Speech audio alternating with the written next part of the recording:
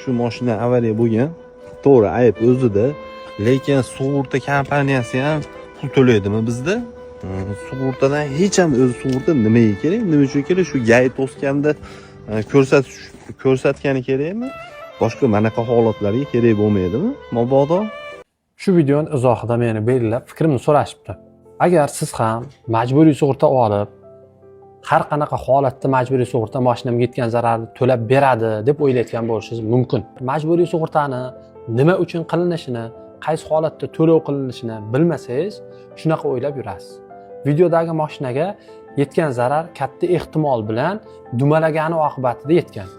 Lekin dumalagan holatda to'lov qilib beradigan sug'urta bu yoki kasko sug'urta hisoblanadi, yoki bo'lmasa avtokredit sug'urtasi bo'lishi mumkin. Endi mana shu ikkita sug'urta yo'q bo'lsa u mashinada majburiy sug'urta to'lab bermaydi. Majburiy sug'urta qachon to'laydi? Qachonki yo'l transport hodisasida aybdor va jabrlangan taraf bor bo'lsa, aybdorning o'rnidan jabrlangan tarafga yetgan zarar sug'urta shartnomaga ko'ra to'lab beriladi.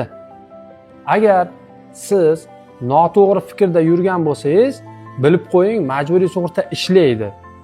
Aniq ishlaydi, faqat jabrlangan tarafga to'lashga ishlaydi.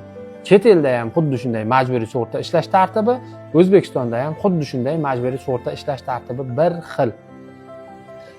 Eng asosiy narsani esdan chiqarmasligimiz kerak.